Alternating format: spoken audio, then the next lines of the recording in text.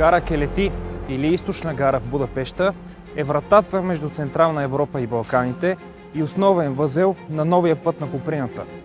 Освен стоки и хора, влаковете тук пренасят и политически зависимости. От Будапеща през Белград до Скопие, Солун и Пирея.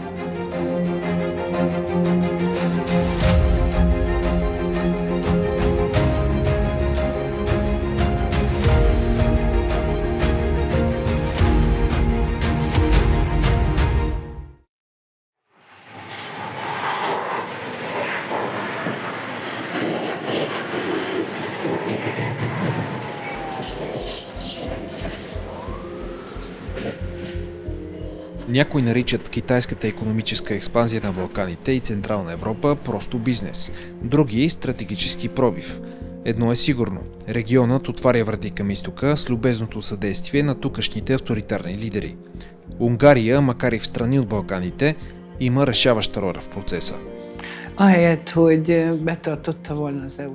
Instead of playing by the rules and the law, Orban began to look for an alternative, turning to the east for financial support for his projects. I think the most important thing to mention is that Viktor Orban has been working on building an illiberal regime for the past 15 years. He's been talking about it very explicitly for many years. And this illiberal regime, he finds it utmost important to find international alliances.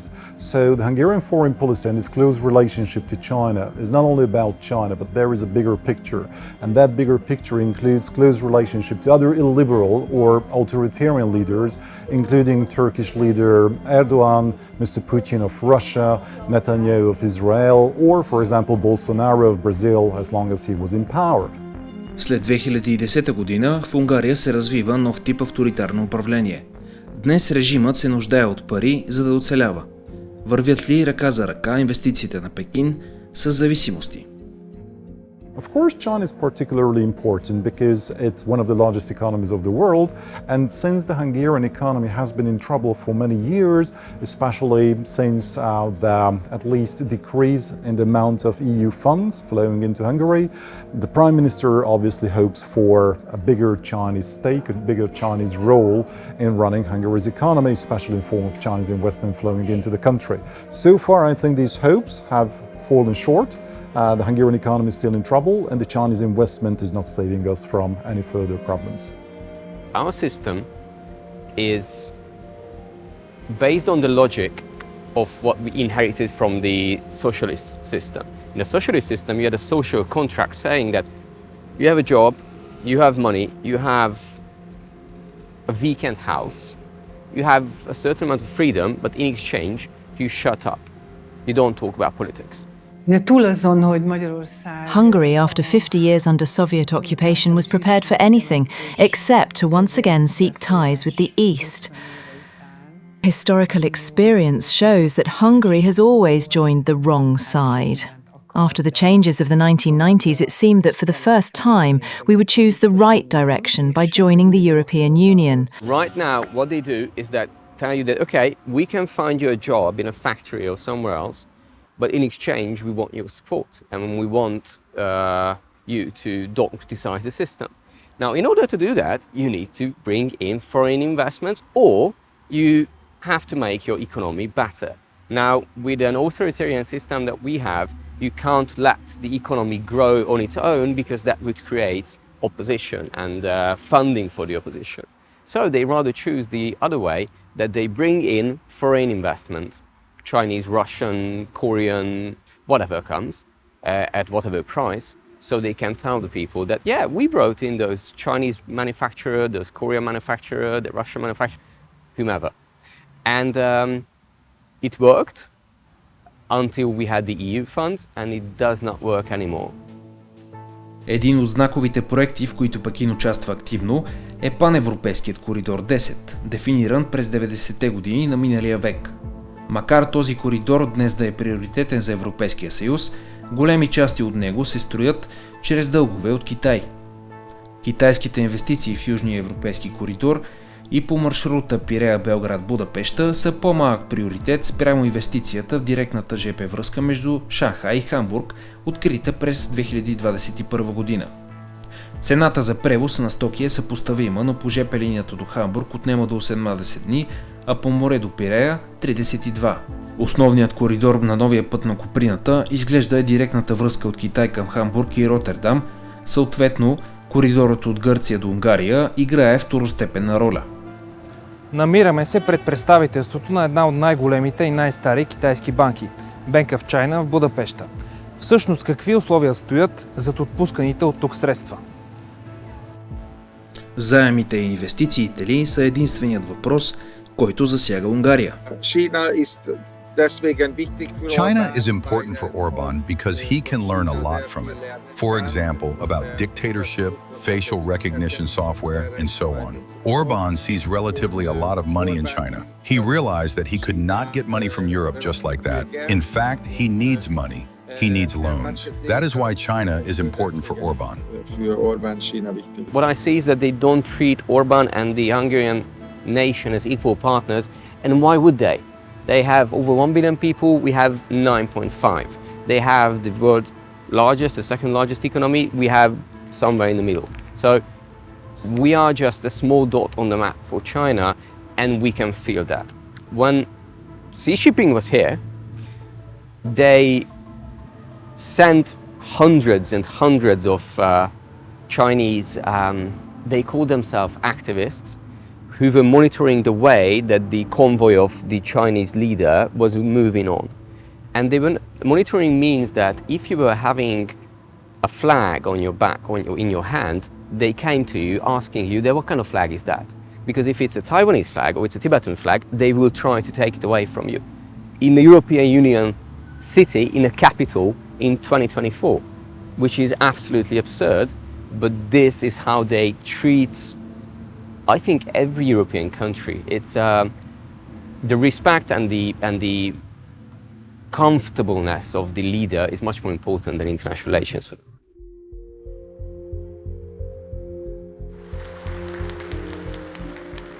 I think the Chinese investment from the Hungarian perspective is on the one hand an economic tool, and on the other hand, of course, it is also a tool in the hands of Mr. Orban to maintain his regime.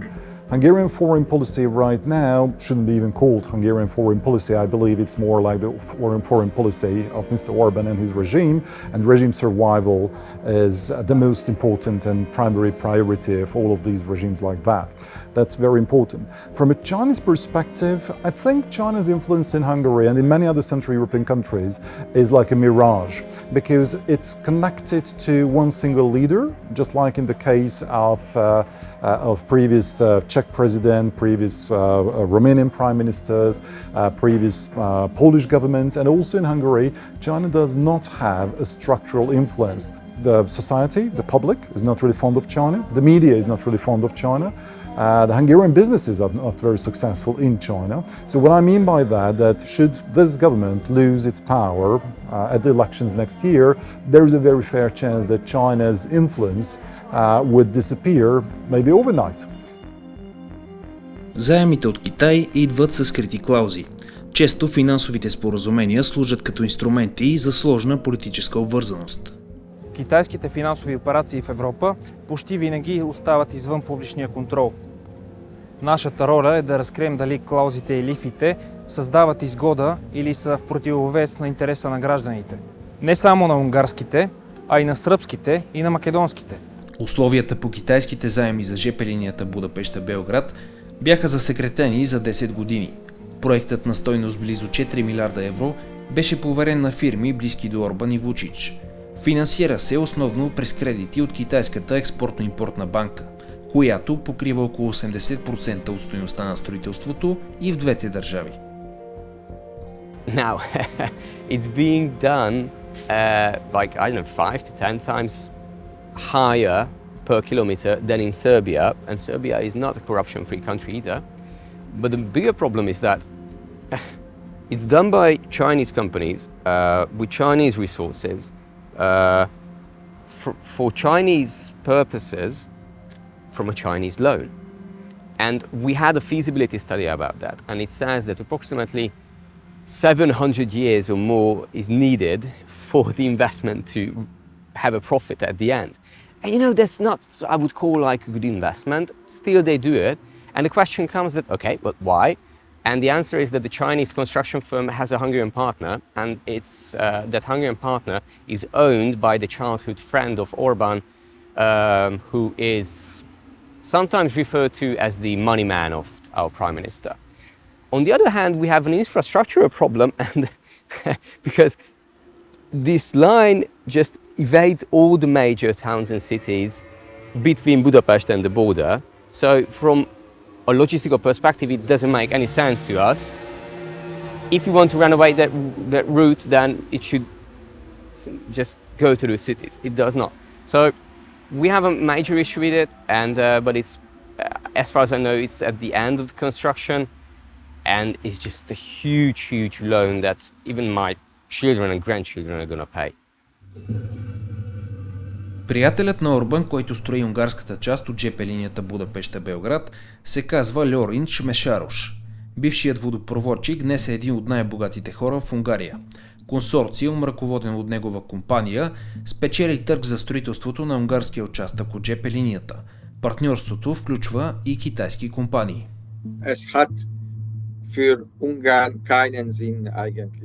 For Hungary, this project simply makes no sense. This railway line is not very important for us. Very few people depend on it, around 10,000. For trains coming from Serbia, the current infrastructure is completely sufficient. Of course, some renovation is necessary, but the project has become monstrously expensive and is being carried out non-transparently. We do not know what the contract contains. We only know that it is a very costly loan and that we have to pay high interest to the benefit of China. We know that Hungarian oligarchs working with Chinese companies are making large amounts of money. There is evidence that the quality is not good. They are using old materials, old rails. This is very problematic for Hungary. The government says that when many trains pass through Hungary, this will bring in money. But let's see how much money will it really bring. Experts say that what we are paying now will be earned back in a century. I try to be as PC as I can. Made in China is still not regarded as the equivalent of quality. So when we hear that the Chinese are making a railway line, few people are surprised that the quality is lacking. So it's not mainly financial is the issue with it, but it's just the expectations is so low about quality that it's not the major concern. Инвестициите в ЖП коридор номер 10 стимулират търговията, но създават и опасни обвързаности. So normally, if the project would have been delivered as it was meant to, then I would see some controversies over there. What I mean here is very simple. According to the original plans, the so-called train control system should have been provided by the Chinese side. But there has been a struggle for many years because the Chinese side, the Chinese entrepreneurs and companies were not able to deliver the technology that is needed in Europe. So eventually, as far as we know, because this is all based on speculation and rumors, but as far as we know, right now there will be a European company to deliver the train control system, at least on the Hungarian section. I'm not familiar with the issue in Romania. In Serbia, so I'm not familiar with the issue in Serbia, and of course not in Macedonia or Greece, but of course it is a problem. The Belgrade-Budapest railway, it's not worth for the Hungarians, but it's worth for the Chinese. Но инфраструктурата не е всичко. Китайската мека сила прониква през академични и културни канали. Емблематичен пример е проектът за университет Fudan в Будапеща на стойност близо $2 милиарда. Милиард и половина трябваше да бъдат осигурени чрез китайски заеми. When the idea of building the Fudan University came to light, it was revealed by an investigative media outlet. After that, everyone began to research and look for information on whether such a university could operate in the democratic world. Unlike other Chinese campuses abroad, here in Hungary the state was to play an important role in the construction and financing of the university. Yes, they wanted to have a Fudan University here in Budapest, but we managed to stop it. So we didn't want for the Chinese Communist Party to come to Budapest with a university with spies, possibly with spies as well. We wanted for the Hungarian students colleges. So these were the question. Colleges for Hungarian students or Chinese university? And colleges for the Hungarian students won. And Viktor Orban has been defeated again. We Hungarians, we don't want to live in a Chinese or Russian type autocracy. We would like to live in a civic European democracy. So this is the need of the Hungarians. There are few such campuses outside China. This fact alone showed us, and to some extent it has been proven, that Chinese lecturers and sometimes even students are often secret agents whose task is to gather information about the respective country. It is no surprise that few countries allow Fudan International on their territory. 2 of them are in Asia, and the only one in Europe is the United Kingdom. But in that case, it's about partnerships. What is concerning that in the past couple of months there have been some news that the Hungarian government started cooperating with the Chinese side in the fields of surveillance, especially when it comes to AI-enhanced facial recognition cameras that have been deployed around at least Budapest in the past couple of weeks and months. That is a little bit more concerning because we don't know that what kind of data is being sent back to China. I could understand your point that, we can be concerned by China, but maybe, maybe we can be more concerned about, a few weeks ago there was a almost pride here, which was banned, but then the mayor of Budapest decided to make a pride of Budapest, so they just took on the streets, hundreds of thousands of people. It was a great demonstration against Orban, basically. Before that, message from government was that they will use face recognition softwares and send fines to those who will attend. I'm afraid those are Chinese systems. I'm afraid that kind of inspiration from China is way more dangerous than a railway. I'm afraid that idea not to let people mention Tibet when Chinese delegation is here is way more problematic than a railway. They were having 2 Chinese police stations, we can say that, here in Budapest. This was a network of over 100 countries where they had these illegal police stations. And their official purpose was that if a Chinese person needs some document renewed or they have any kind of administrative problem, they can go there. They don't have to travel back to China and they can fix their issue over there. But we also know that they were also here to monitor dissident activity. So if something happened in the Uyghur Muslim territories and there was a small protest of 5 to 6 people in some squares, there was one Chinese guy 15 meters away in the bush taking pictures of them. So they are very closely monitoring all the application activities in WeChat, in real life, and they are just sending a message to their own that you cannot run from the Chinese Communist Party, we are watching you. Унгарското правителство е подписало тайни договори с Китай, включително в сферата на вътрешната сигурност. Какви рискове носи това за свободите на унгарските граждани и за демократичния контрол върху властта? Не е ли най-голямата опасност формирането на бъдещия елит по китайския авторитарен модел? Каква цена ще бъде платена за китайските пари? Zuerst war es ganz eindeutig ein Geheimnis. Und dann hat man über Yes, at first this was definitely kept secret. People talked about one agreement, but there are actually 2. One is quite normal, allowing Chinese police officers to come and assist in the tourist areas. This is in fact standard, but the problem lies elsewhere. Many people believe that these police officers won't be here to help tourists, but rather to monitor Chinese workers. The other agreement is even worse. It was classified and it took a long time before anyone could even glance at it.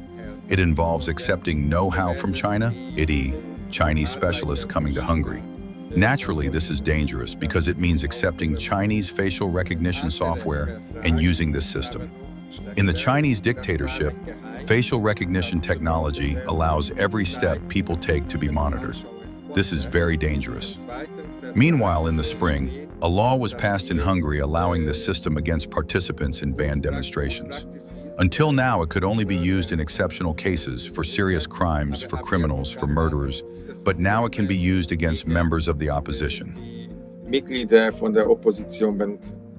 В последните години Пекин финансира откриването на така наречените конфуциански институти в Будапеща, Белград, Будва, Скопие, Сараево, Баня Лука, Подгорица, София и други градове, чиято официална цел е да преподават китайски език и култура. На практика обаче те могат да действат и като мрежа за набиране на местни кадри и идентифициране на значими преподаватели, студенти, журналисти, с които китайските власти поддържат контакти и предлагат стипендии, обиколки и участие в семинари. Така се създава широка база от хора с симпатии към Пекин.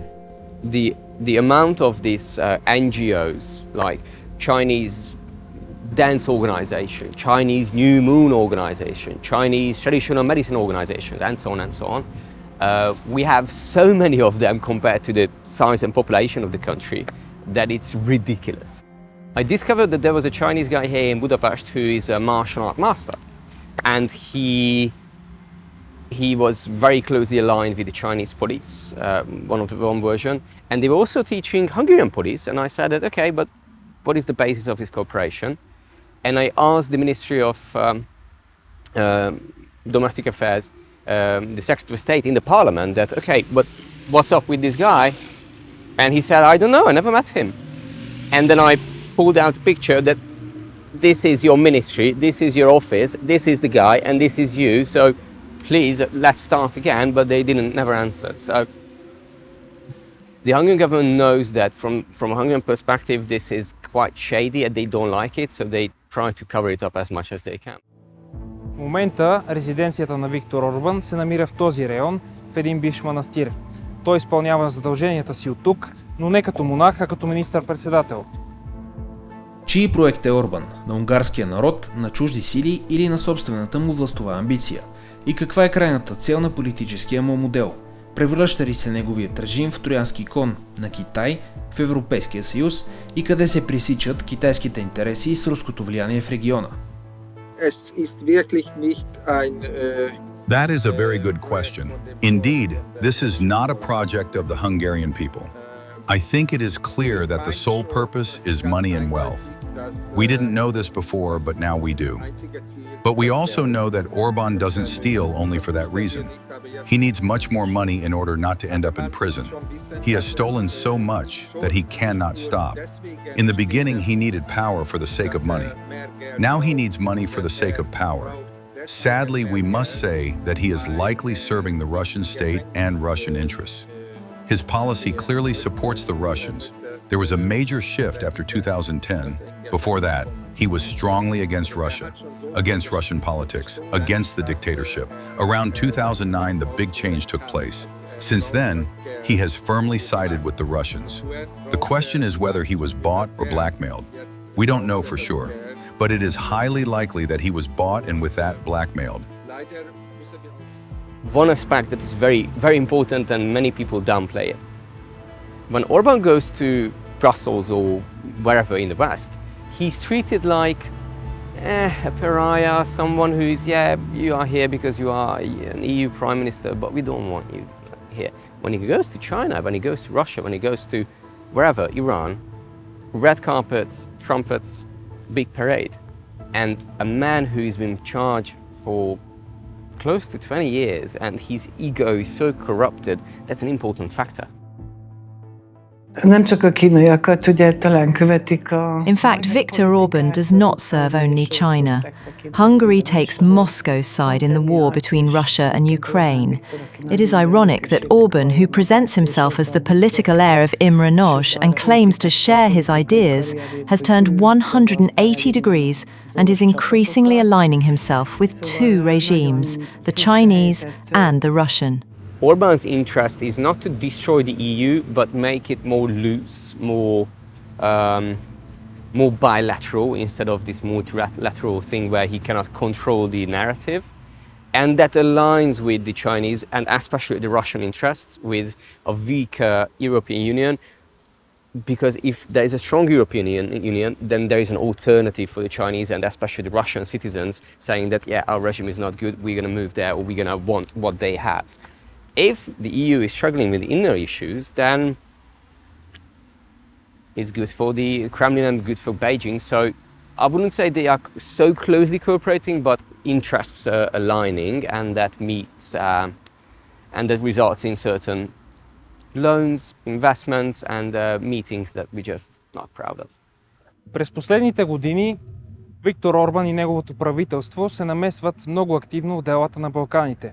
Увеличават влиянието си в Черна гора, в Босна и Херцеговина, в Сърбия и особено в последните месеци в Северна Македония. Само през изминалата година правителството в Скопие взе заем от Будапеща на стойност около 500 милиона евро. Впоследствие се оказа, че средствата не са били нито в евро, нито в форинти, а в китайски юани. Средствата за Северна Македония бяха представени като помощ от европейска държава, а всъщност канализират китайското финансиране. Заемът за Скопие е част от 1 милиард евро, взет от Унгария няколко месеца по-рано от консорциум на китайски банки. Този факт се прикриваше и от двете страни. Будапеща използва за пренасочване на кредита своята агенция за държавен дълг. Правителството на Християн Мицкоски вече получи втората част от парите.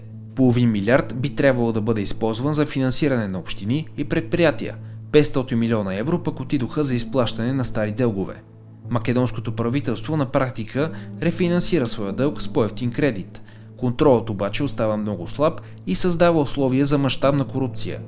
Китай чрез Унгария и Сърбия изгражда мрежа от авторитарна солидарност в целия регион. What I mentioned before that Mr. Orban has been working hard to build this illiberal regime, that is one part of the story. The other side of the story is that in order to maintain his regime, he needs a relatively weak Europe that is more based on sovereign states than on a federal type of Europe. Therefore, for his own sake, Mr. Orban is not interested in a strong and unified European integration that could, put pressure on his regime, that could endanger his re-election next year. And the Chinese side, I don't think they really need to do that.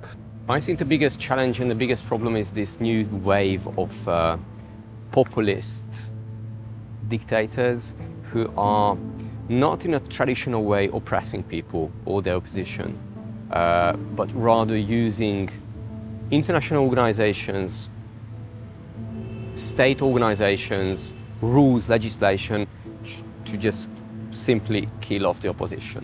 So while we thought that with the collapse of the Soviet Union, the dictators are just going out of fashion, they are just changing and they are morphing into something new. And I'm afraid that politics haven't really found the answer to this challenge yet, and that's a big problem.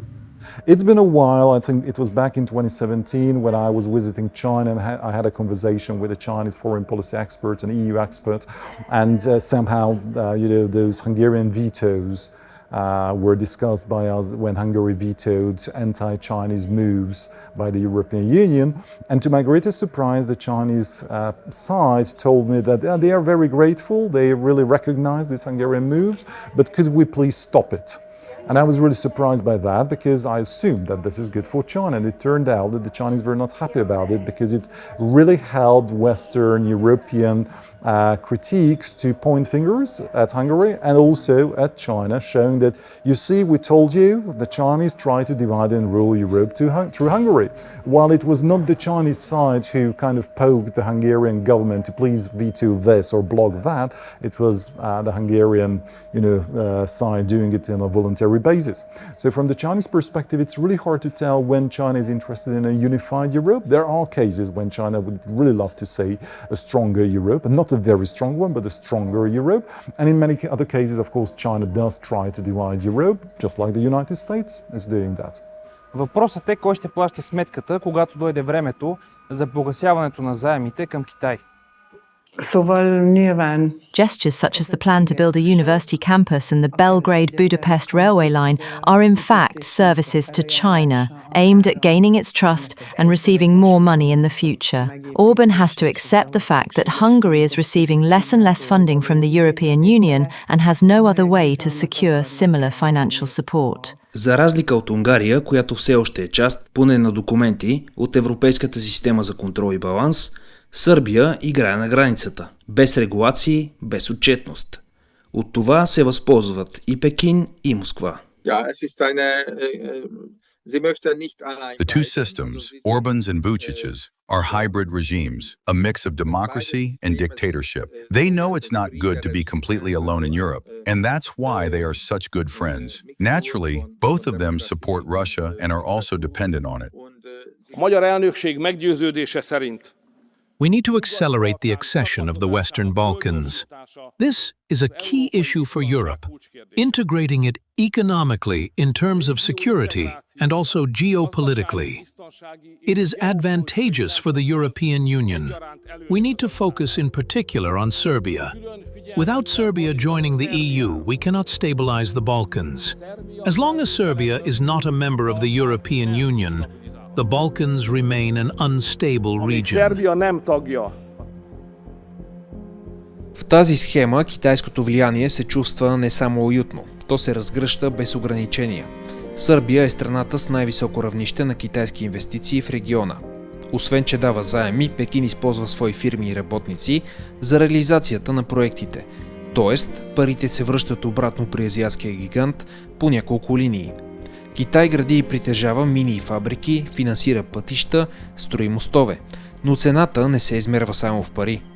Сръбският опит с Китай варира от обвинения в корупция до експлоатация, замърсяване на въздуха, почвата и водата.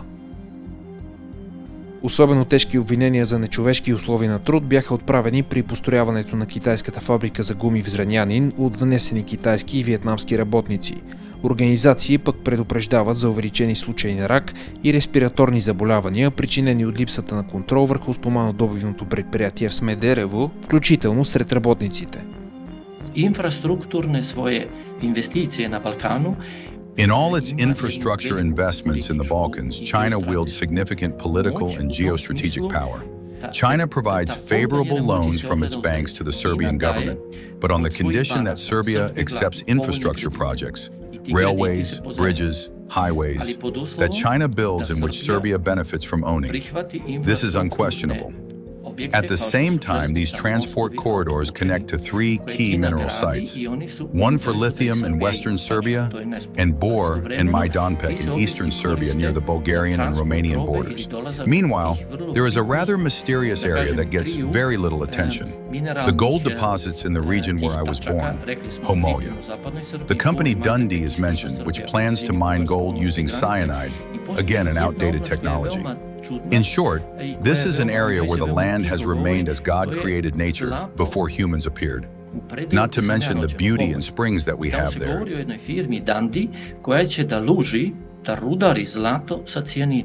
Opet zastarala tehnologija.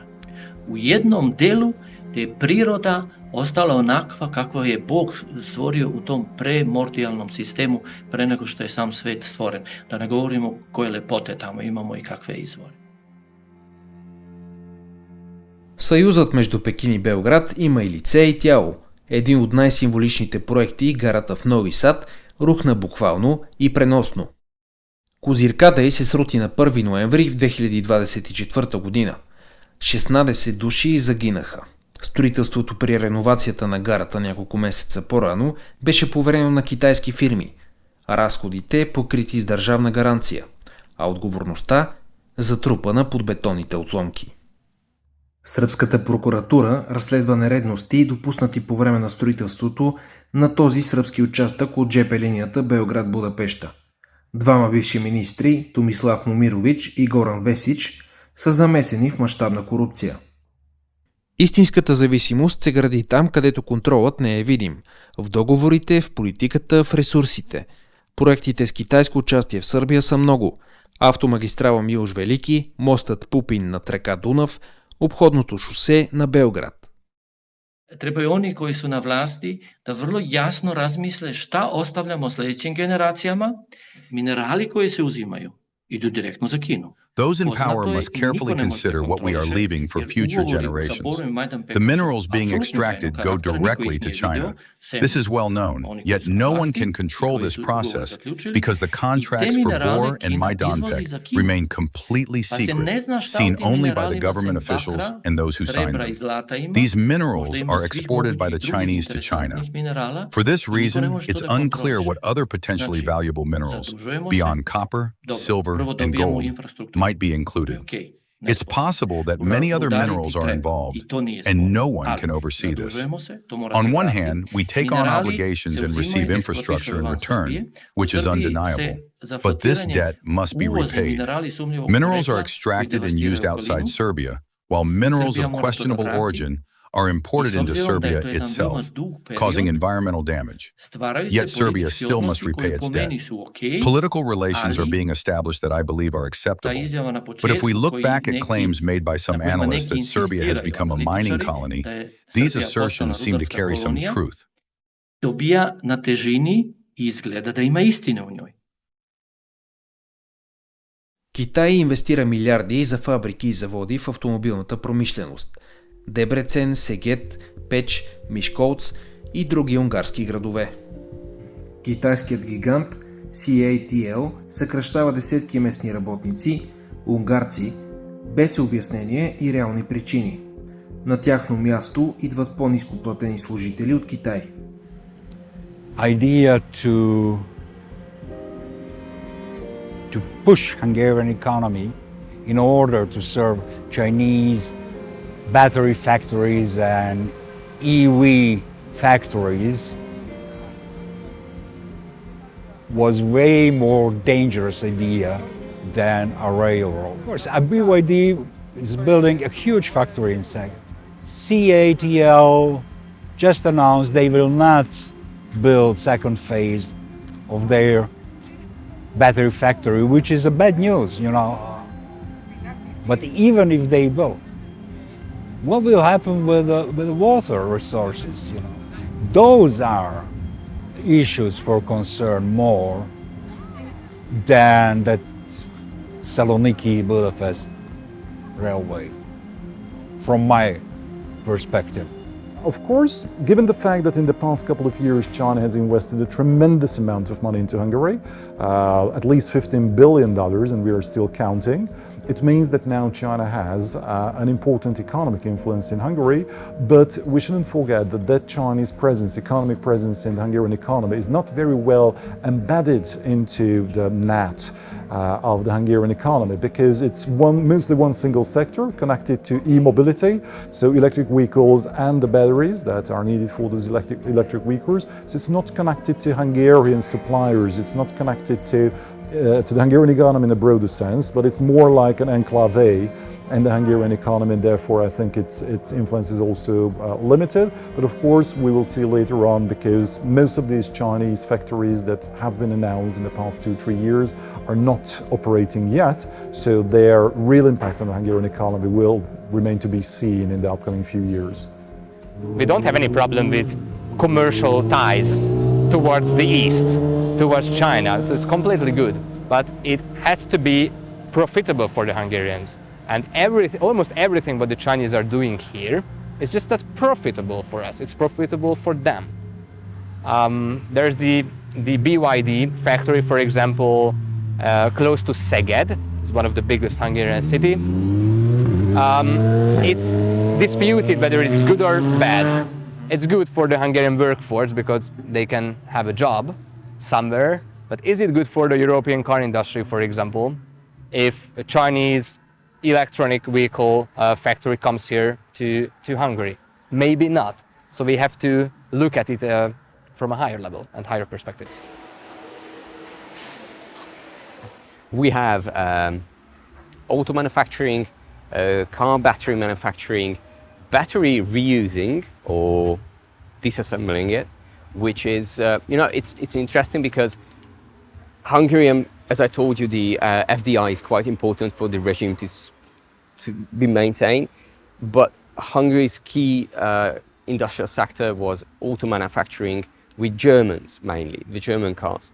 Now they brought in the Chinese competitors which is kind of, it doesn't make really sense because you're creating and supporting the competition for your own product. Not to mention that Hungary is lacking electricity.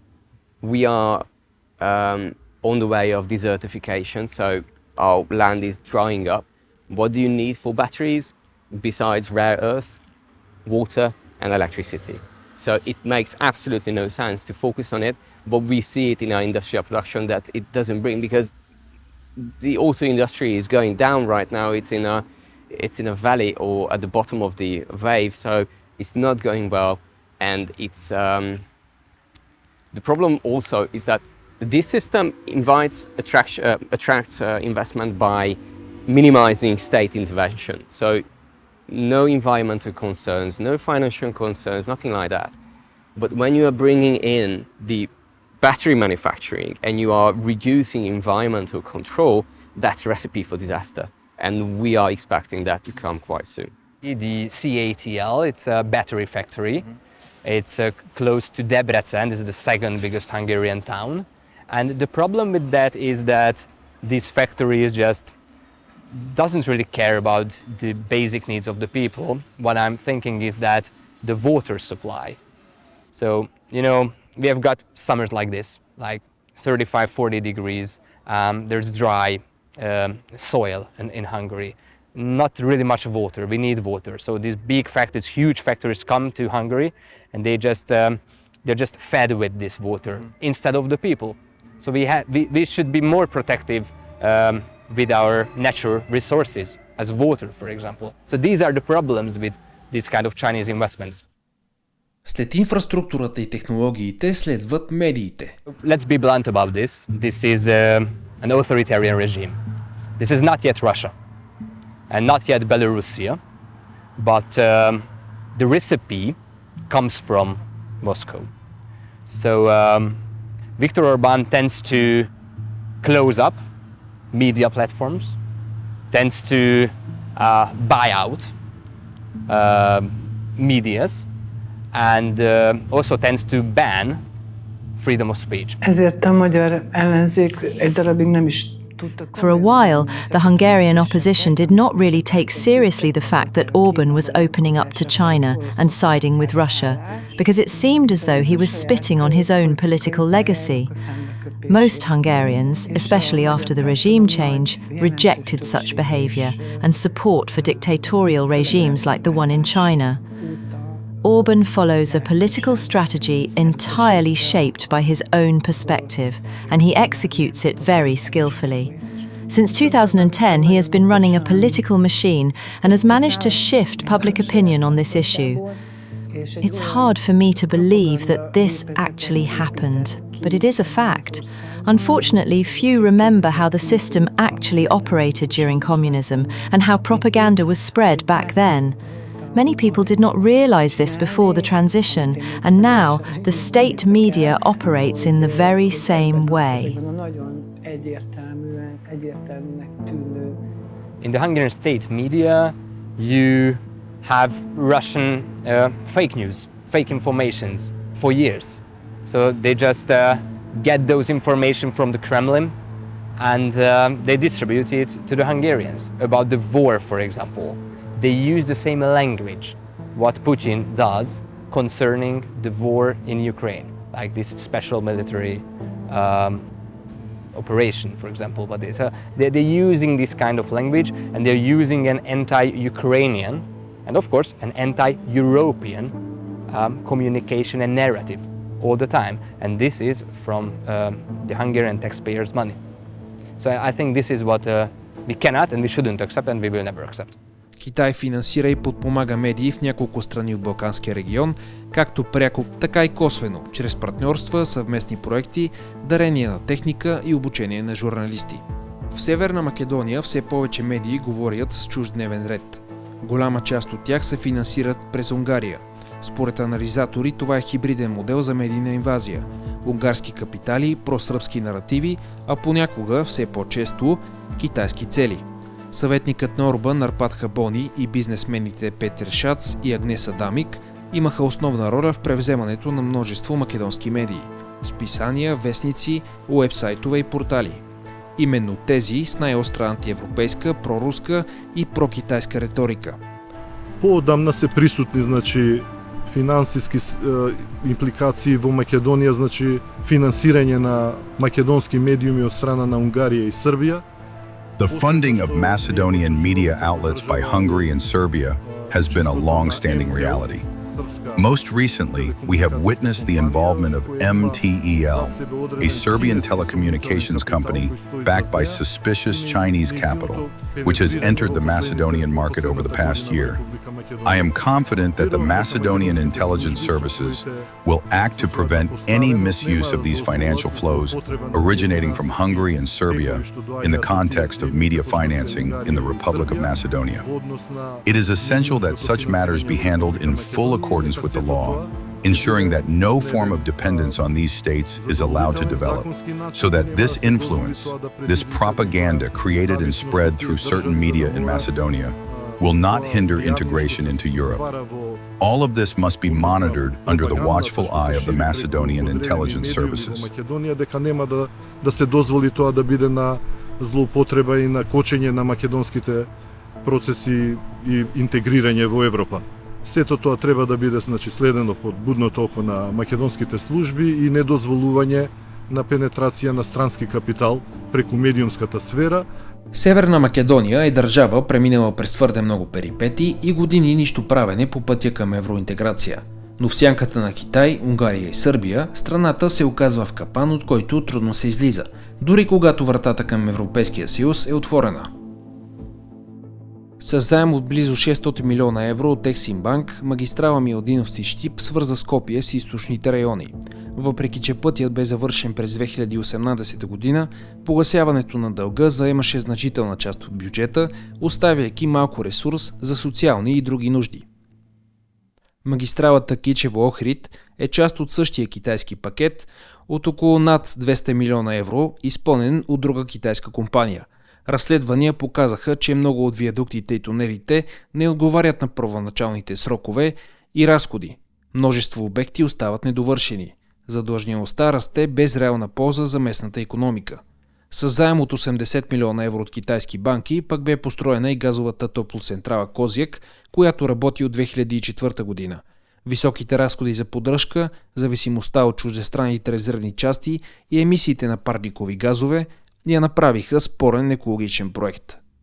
Уште во 1994 година во владата на Бранко Црвенковски беше земен кинески кредит за изградба на хидроелектраната Козјак и од тогаш некои коруптивни скандали се влечат поврзани со киневски банки. In 1994, the government of Branko Crvenkovski took a loan from China for the construction of the Kozjak hydroelectric power plant. And since then, corruption scandals linked to Chinese banks have continued.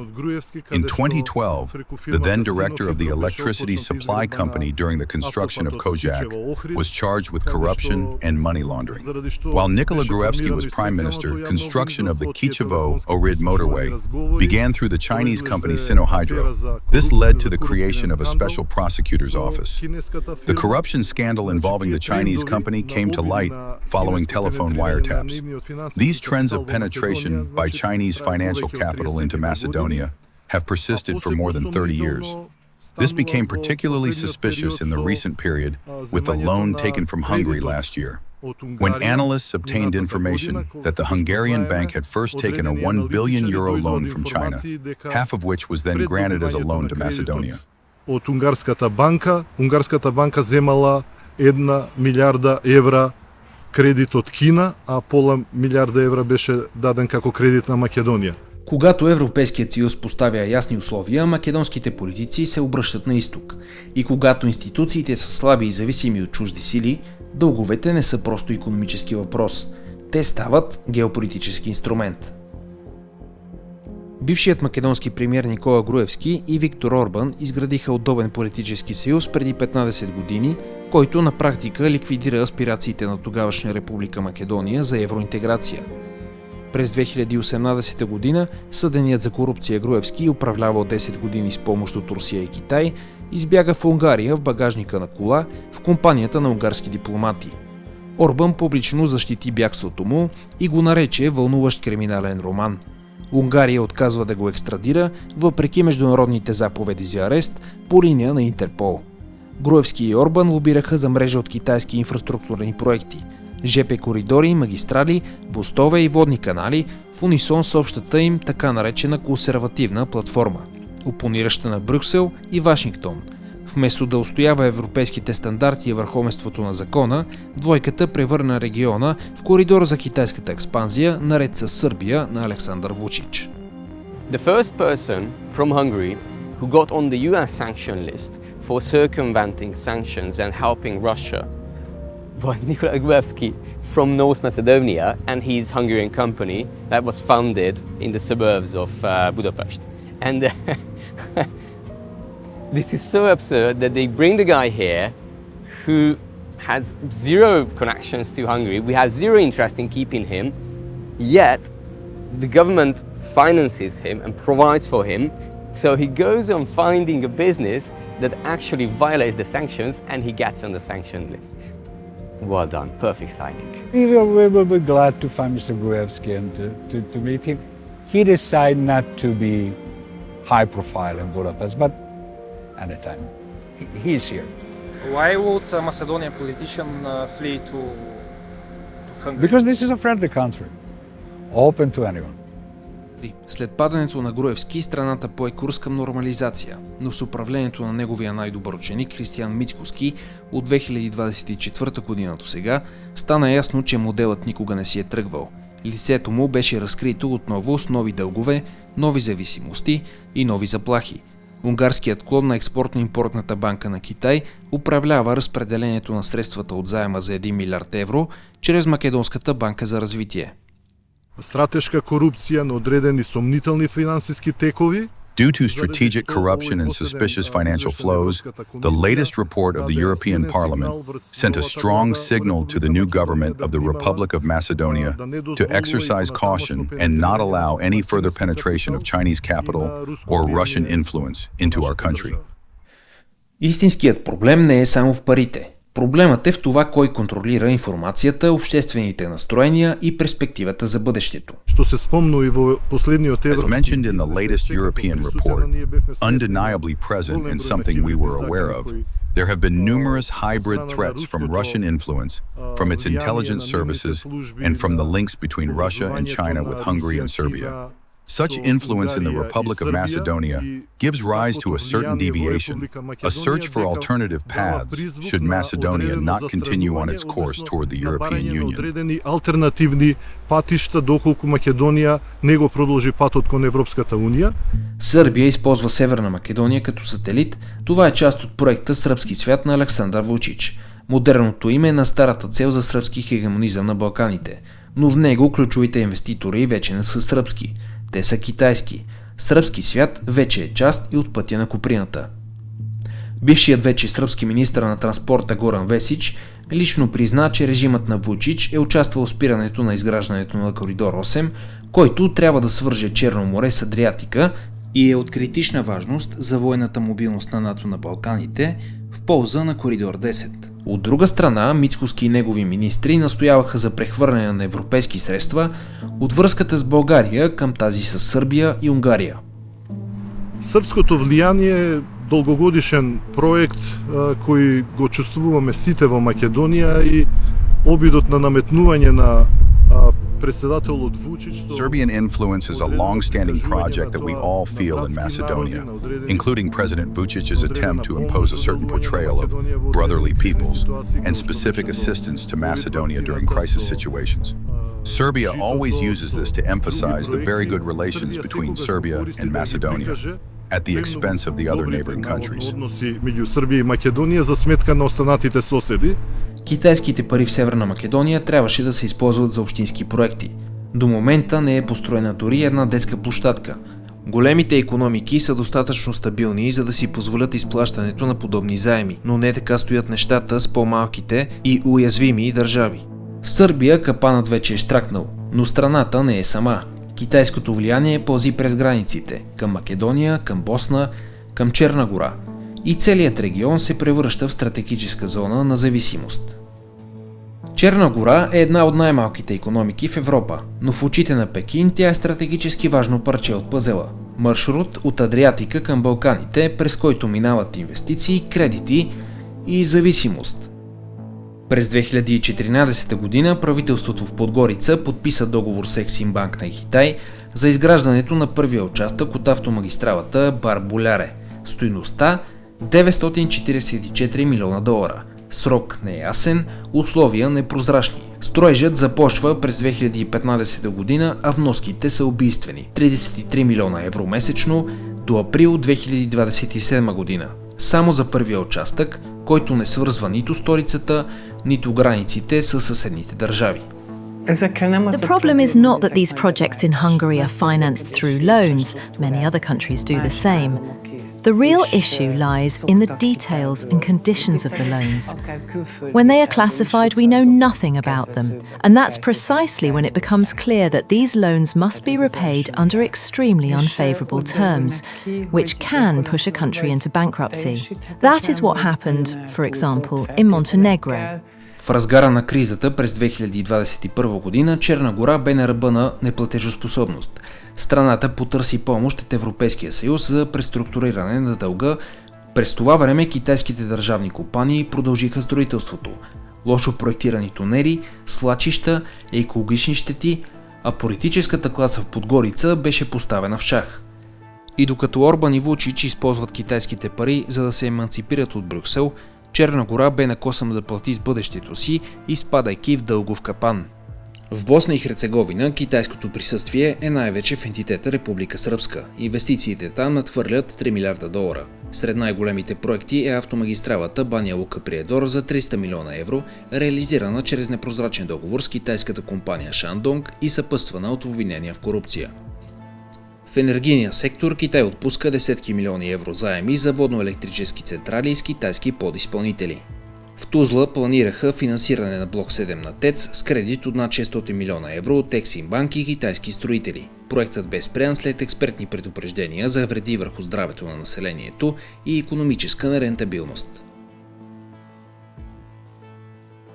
Докато в Западните Балкани Китай разчита на кредити и индустриални проекти, в Гърция той изгради постоянна база на присъствие. ЖП линията от Солун до Будапеща ще послужи за нейното разширяване. But I think the bigger problem is not necessarily this one single railway line. The bigger problem is that, according to certain estimates, China already controls more than 10% of all the European ports. So, when it comes to critical infrastructure, that is probably even more concerning and problematic in case of a conflict that our ports are at least survived by the Chinese side. So, when it comes to the Hungarian section, I don't think that it's a real national security issue in this sense.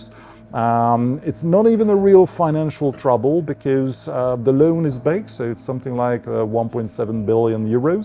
But unlike in the case of some other countries of the Western Balkans, this money is peanuts compared to the size of the Hungarian economy. So we are not endangered by a debt trap diplomacy here, unlike in some of the countries of the Western Balkans. През 2009 година, насред дълговата криза, гръцкото правителство предостави на китайската държавна компания Коско концесия за 35 години върху пристанище Пирея. Днес китайците вече контролират 67% от него. Това е един от най-големите товарни хъбове в Европа и Средиземноморието. Ключова точка по един пояс, един път. Коско инвестира близо 2 милиарда евро в нейната модернизация. Китай получи реален контрол върху един от морските коридори на НАТО, съществен за военната мобилност на Балканите. Синдикатите в Пирея многократно сигнализират за лоши условия на труд и настояват за по-добри мерки за безопасност, но контролните органи не оказват сериозен натиск върху Коско. За разлика от повечето държави в Европейския съюз, където контейнерните терминали се използват от няколко конкуриращи се оператори, в Пирея пристанищната инфраструктура е практически монополизирана. В периода до 2021 година гръцкият флот е финансиран от Китай с над 70 милиарда долара чрез лизинги, преференциални кредити и заеми, което превръща Пекин в най-големия морски кредитор в Средиземноморието. Зад мен се намира едно от най-големите пристанища в Будапеща по поречието на Дунава.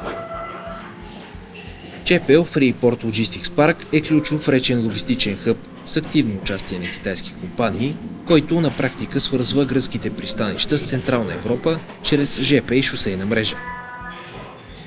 Тя обслужва търговията между Китай и Европейският съюз в рамките на един пояс, един път. Как обаче режимът на Виктор Орбан успява да лавира между топлите връзки с САЩ на Тръмп и тези с Китай? Създава ли се напрежение по оста Будапеща-Вашингтон? Based on rumors, Mr. Orban has already had to face the reality that Mr. Trump was very kind to him during his campaign in the United States, but way less interested in teaming up or meeting or maintaining this friendship with Mr. Orban right now when he's already back into the White House. But I think they're doing the very same mistake they did back during the first time of Donald Trump. They believe that in the true an amicable relationship to the Hungarian government, they can change the foreign policy of the Hungarian government. And I think they will have to wake up. Sooner or later, they will see that the Hungarian government is very good at, this dance. Mr. Orban called his foreign policy the peacock's dance. And the peacock's dance means that, he turns to a country that he wants to mesmerize, rattles his feathers, and shows, respect. And yeah, of course, I take into consideration your interest. And when that particular country feels, compelled and feels that, okay, then Hungary is our friends, then Mr. Orban turns away to another country. So this balancing game has been going on for 15 years, and I don't think Mr. Orban feels the urge to change it. Despite the fact that I believe, as a foreign policy analyst, I believe that the time is over. This balancing foreign policy is not sustainable anymore. It was serving pretty well the interest of the Orban regime in the 2010s, when the world was relatively happy, money was flowing free, there was abundance, there was everything, so nobody really cared about how relatively small and relatively insignificant country in Central and Eastern Europe tries to navigate these rocky waters. But now the time is very different, the era is very different.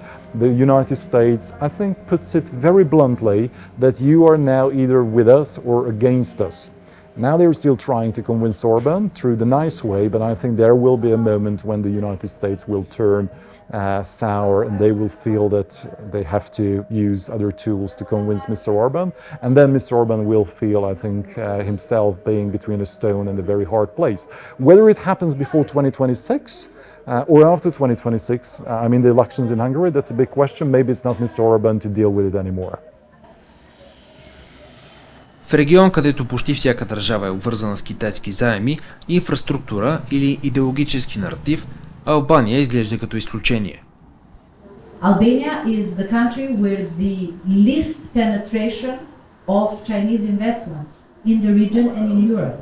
So pretty much Albania does not have any major or even minor investments from Chinese companies or Chinese state-owned companies in the country.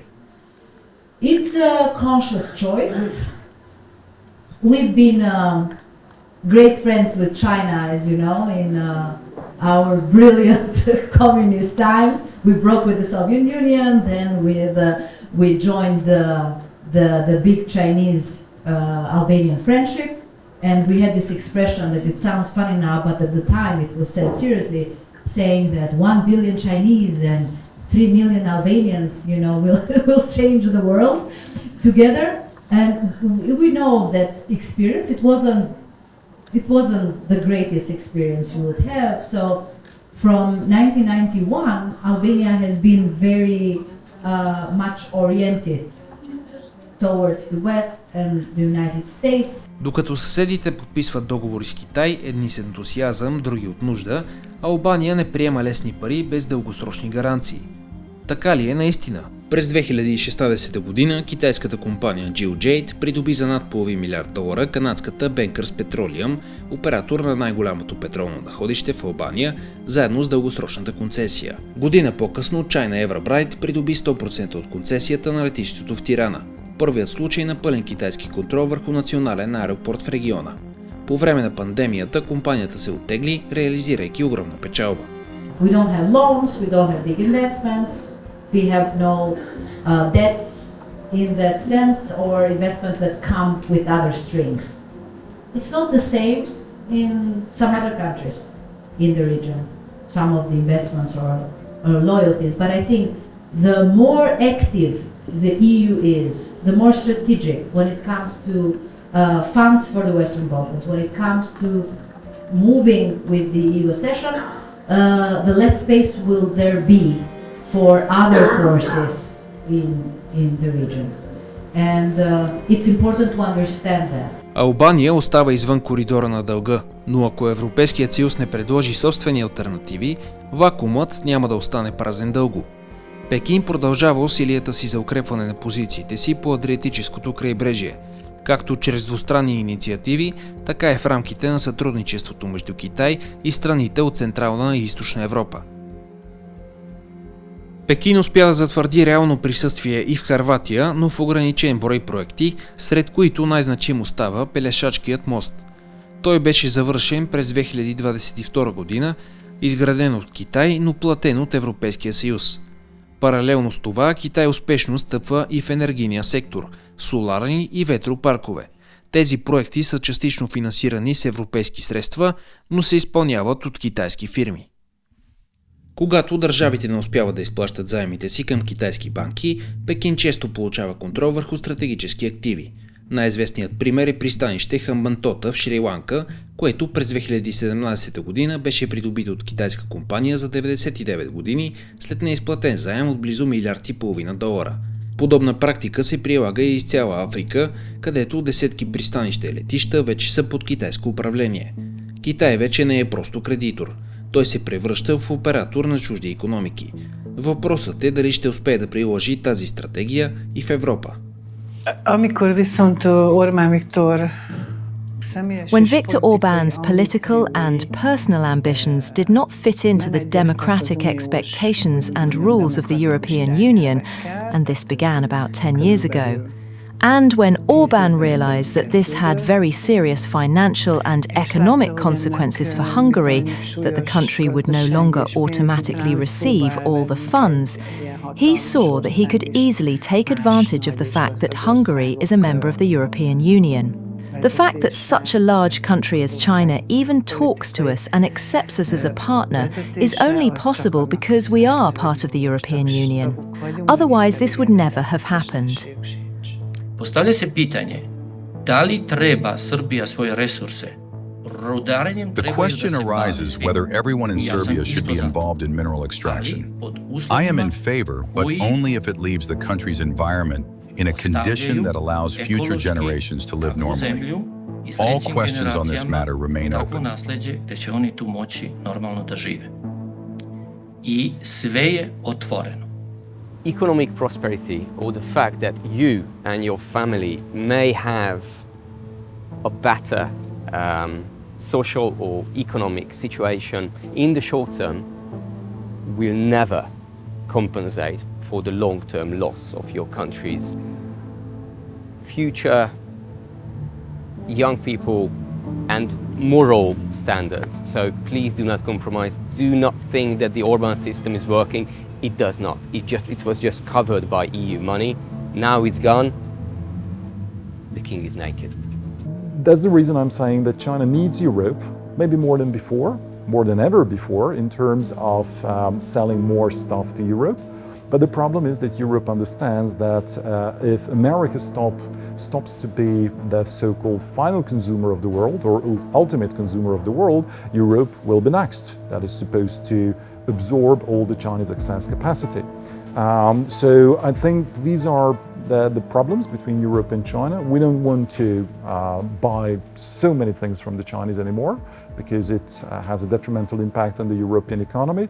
But also, many European member states believe that if Trump is against Europe right now, then the most logical move would be to turn to China. Úgy tudnám összefoglalni, hogy Orbán Viktor Orban prefers, or rather consciously chooses, the rejected totalitarian states over democracy, solely for the sake of preserving his power. We must carefully consider whom we put into power. Unfortunately, we have lacked experience in this, but it is high time to learn from our own mistakes. jer Kini je dala možda i previše. Srbija je deo Evropske unije. Serbia has given too much to China. Serbia should be part of the EU. It cannot be part of China because it is too far away. To what extent this alliance, this marriage, will bring the Serbs more benefits or more harm will become clear over the next 5 years.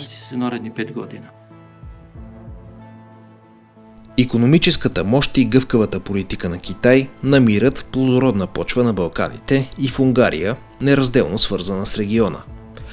Може да хвърлите вината на Черна гора, че никой друг освен самата тя не носи отговорност за подписания договор по заема.